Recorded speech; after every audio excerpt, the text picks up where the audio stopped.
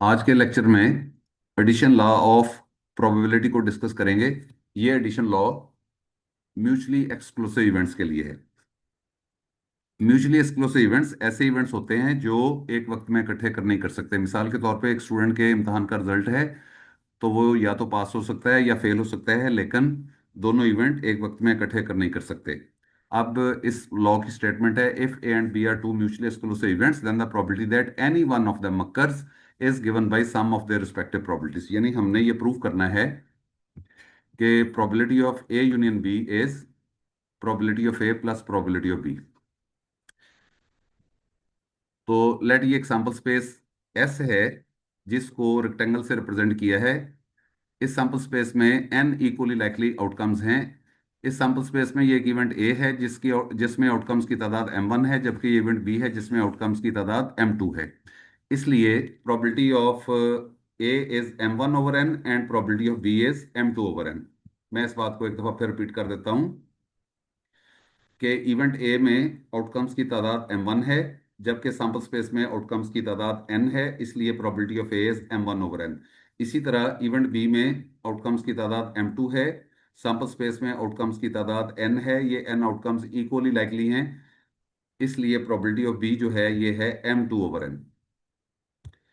अब देखिए, चूंकि ये दोनों इवेंट्स म्यूचुअली एक्सक्लूसिव हैं, यानी इन इवेंट्स में कोई आउटकम कॉमन नहीं है, ये डिस्जॉइंट सेट्स हैं, या आप कह लें ये नॉन ओवरलैपिंग है।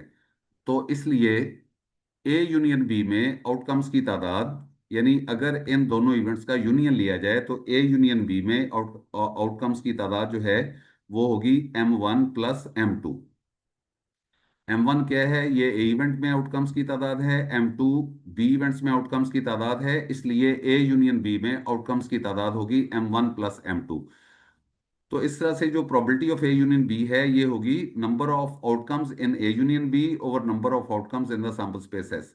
अब ए यूनियन बी में आप देख सकते हैं m1 प्लस m2 आउटकम्स हैं, सैंपल स्पेस में n आउटकम्स है, इसलिए ये probability of A union B is equal to m1 plus m2 divided by n।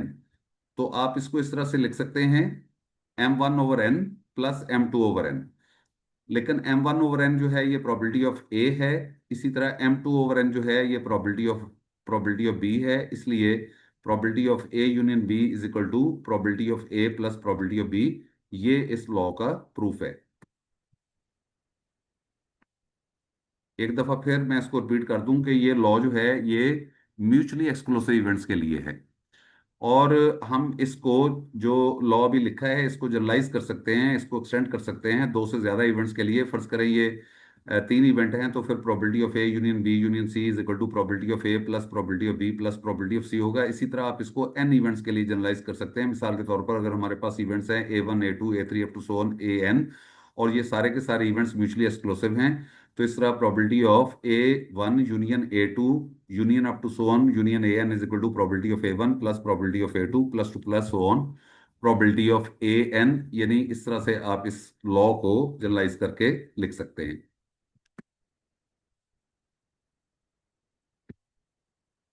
आप इस लॉ को एक्सप्लेन करने के लिए कुछ कुछ सवालात को हल करेंगे। पहला सवाल देखिए, two fair dice are rolled, find the probability that sum of numbers obtained is 7 और 11। अब देखिए, जब दो डाइस को रोल किया जाता है तो सैंपल स्पेस में 36 आउटकम्स पॉसिबल हैं, और हम अज्यूम करते हैं ये 36 outcomes equally likely to occur हैं। अच्छा, अब यहाँ पे सवाल में देखें कि जो आपको जो पूछा गया है, जो प्रोबेबिलिटी फाइंड करने को कहा गया है, आप देख सकते हैं सम ऑफ नंबर्स इज 7। लेट ये इवेंट ए है, सम ऑफ नंबर इज 7, और सम ऑफ नंबर्स इज 11, ये इवेंट बी है। यानी सपोज ये इवेंट ए है कि सम ऑफ नंबर 7 हो, और कह लें या आप यूनियन कह लें, ए यूनियन ये sum of number is 11, let ये इवेंट बी है। तो इस तरह हमने probability of A union B को फाइंड करना है यहाँ पे। अब इसमें ए इवेंट है सम ऑफ नंबर्स इज 7, तो देखिए सम ऑफ नंबर इज 7 को आप सैंपल स्पेस में देखें कि जो आउटकम्स इस इवेंट को फेवर कर रही हैं ये हैं 1 6 2 5 3 4 4 3 5 2 एंड 6 1। इन आउटकम्स की तादाद 6 है जो इस इवेंट को फेवर कर रही हैं। तो आप टेबल में देख सकते हैं, इनको कलर से हाईलाइट किया गया है, आपको ये टेबल बनाने की जरूरत नहीं है। तो देखिए ये जो चूंकि ये 6 आउटकम्स हैं जो इस इवेंट को फेवर कर रही हैं, यानी इवेंट ए को फेवर करने वाली आउटकम्स की तादाद जो है वो 6 है। आप इनको एक सेट के फॉर्म में लिख सकते हैं, चूंकि एन ऑफ ए 6 है, इसलिए probability of A is n of A over n of S, this is 6/36। अब जो इवेंट है, सेकंड इवेंट है, वो ये है कि let sum of number is, यानी लेट बी इवेंट है सम ऑफ नंबर इज 11। आप देखिए सैंपल स्पेस में वो आउटकम्स जिनमें से हर आउटकम का सम 11 है, ये दो आउटकम्स है, यहाँ इनको इस कलर से हाईलाइट किया गया है। तो इन आउटकम्स की तादाद 2 है, इसलिए जो प्रोबेबिलिटी ऑफ बी है this is n of B over n of S, तो ये होगा 2/36, क्योंकि एन ऑफ बी जो है 2 है, जबकि एन ऑफ एस जो है वो 36 है। अब हमने प्रोबेबिलिटी फाइंड करनी है ए यूनियन बी की। देखिए ये जो इवेंट्स हैं ये म्यूचुअली एक्सक्लूसिव हैं, ए एंड बी जो इवेंट्स हैं ये म्यूचुअली एक्सक्लूसिव हैं। देखिए इस तरह से कि ये 5 6 है, इवेंट बी में एक आउटकम 5 6 है। अब देखें ये आउटकम इवेंट ए में मौजूद नहीं है, और इसी तरह इवेंट बी में एक आउटकम है 6 5, और ये जो आउटकम है ये भी आप देख सकते हैं इवेंट ए में मौजूद नहीं है, इसलिए ए इंटरसेक्शन बी जो है ये एक एम्प्टी सेट है, यानी इनमें कोई आउटकम कॉमन नहीं है, इसलिए ये इवेंट्स म्यूचुअली एक्सक्लूसिव हैं। हम फाइंड करना चाहते हैं probability of A union B, तो it is equal to probability of A plus probability of B. Probability of A आप देख सकते हैं 2/36 है, जो प्रोबेबिलिटी ऑफ ए है ये 6/36 है, जबकि जो प्रोबेबिलिटी ऑफ बी है ये 2/36 है। तो यहाँ पुट करके तो इसका जो आंसर है वो 8/36 है। आप इसे सिंप्लीफाई कर सकते हैं आंसर। दूसरा सवाल देखिए, suppose A and B are mutually exclusive events for which probability of A is equal to 0.3, probability of B is equal to 0.5। ये दो इवेंट्स हैं, ये म्यूचुअली एक्सक्लूसिव हैं, इसमें ए की प्रोबेबिलिटी 0.3 है, जबकि बी इवेंट की प्रोबेबिलिटी 0.5 है। ये इवेंट्स म्यूचुअली एक्सक्लूसिव हैं, यानी ये इवेंट्स इकट्ठे कर नहीं कर सकते, यानी अगर ए अकर करेगा तो बी नहीं कर सकता, अगर बी अकर करेगा तो ए नहीं कर सकता। अब पहला सवाल है, इसका पहला पार्ट है find the probability that either A or B, यानी ए और बी, यानी ए यूनियन बी की हमने प्रोबेबिलिटी फाइंड करनी है। चूंकि ये बता दिया गया ये इवेंट्स म्यूचुअली एक्सक्लूसिव हैं, इसलिए एडिशन लॉ को इस्तेमाल करते हुए probability of A union B is equal to probability of A plus probability of B. Probability of A चूंकि यहाँ पे आप देख सकते हैं सवाल में ये बताया है ये 0.3 है, जबकि प्रोबेबिलिटी ऑफ बी जो है ये 0.5 है, इसलिए ये जो probability of A union B है this is equal to 0.3 plus 0.5, this is 0.8। तो ये इसके फर्स्ट पार्ट का आंसर है। दूसरा पार्ट देखिए, इसमें A occur but B does not occur. अब बात यह है कि ये इवेंट्स म्यूचुअली एक्सक्लूसिव हैं, जब ए अकर करेगा तो बी ऑटोमेटिकली अकर नहीं करेगा, यानी ये इवेंट्स म्यूचुअली एक्सक्लूसिव इकट्ठे कर ही नहीं सकते। अगर ए अकर करेगा तो बी अकर नहीं करेगा। तो सिंपली आप कह सकते हैं कि यहाँ पे जो इसका मतलब है A occur but B does not occur, तो इसका मतलब ये है ओनली ए अकर, यानी सिर्फ ए अकर करेगा। आप ये समझ लें कि सिंपली इवेंट ए की बात हो रही है। या अगर आप इसे देखें मैथमेटिकली, आप इसे ऐसे कह सकते हैं A occur and B does not occur. तो ये जो है ये प्रोबेबिलिटी ऑफ ए के ही इक्वल है। उसकी वजह यह है कि ये इवेंट्स, सॉरी, ये ए के इक्वल है, यानी A intersection B complement is equal to A, इसका मतलब ये है A occur but B does not occur, तो ये ए इवेंट ए के ही इक्वल है। इसलिए जो probability of A intersection B complement है ये प्रोबेबिलिटी ऑफ ए के ही इक्वल है। सो प्रोबेबिलिटी ऑफ ए जो है ये सवाल में ये मौजूद है इन्फॉर्मेशन कि ये 0.3 है, तो इसलिए probability A occur but B does not occur, तो इसका जो आंसर है वो है 0.3। इसका तीसरा पार्ट है both A and be occur. देखें एक दफा फिर ये बात मैं रिपीट किया देता हूं कि ए and B mutually exclusive events हैं, ये इन्फॉर्मेशन दे दी गई है। अगर ये म्यूचुअली एक्सक्लूसिव हैं तो ये इकट्ठे अकर कर ही नहीं सकते। तो सवाल ये है कि both A and be occur, यानी दोनों अकर करें, तो ये पॉसिबल ही नहीं है, ये एक इम्पॉसिबल इवेंट है कि ए एंड बी इकट्ठे करें। अगर ये म्यूचुअली एक्सक्लूसिव हैं तो ए एंड बी इकट्ठे अकर करें, ये एक इम्पॉसिबल इवेंट है।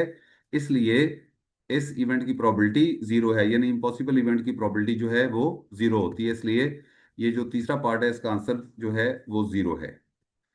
तीसरा सवाल देखें, A and B are mutually exclusive events, probability of A is 2/5, B event की प्रोबेबिलिटी 1/2 है, find probability of A complement intersection B complement. अब हमने probability of A complement intersection B complement find करना है, तो पहले हम probability of A union B find करते हैं। चूंकि ये इवेंट्स म्यूचुअली एक्सक्लूसिव हैं, इसलिए ए यूनियन बी की जो प्रोबेबिलिटी है, अभी हमने जो एडिशन लॉ प्रूव किया है, ये है probability of A plus probability of B. तो प्रोबेबिलिटी ऑफ ए 2/5 है, जबकि बी इवेंट की प्रोबेबिलिटी 1/2 है, इसलिए probability of A union B is equal to 9/10। अब हमने प्रोबेबिलिटी फाइंड करनी है A complement intersection B complement. De Morgan law की मदद से या डी मॉर्गन लॉ की रूल से आप कह सकते हैं A complement intersection B complement is equal to A union B whole complement. अब यहाँ पे probability of A intersection B, probability of A complement intersection B complement is equal to probability of A union B whole complement। आप यूं समझिए कि यहाँ पे दोनों तरफ प्रोबेबिलिटी को अप्लाई किया है, यानी इक्वेशन के दोनों तरफ। मैं इस बात को रिपीट कर देता हूँ, probability of A complement intersection B complement is equal to probability of A union B whole complement. अब यहाँ पे जो लॉ ऑफ कॉम्प्लीमेंट है उसको अप्लाई करें, तो probability of A union B whole complement जो है ये है 1 minus probability of A union B. A union B की प्रोबेबिलिटी हमने फाइंड किया है, ये 9/10 है, इसलिए प्रोबेबिलिटी ऑफ ये जो A complement intersection B complement है this is 1 minus 9/10, this is 1/10।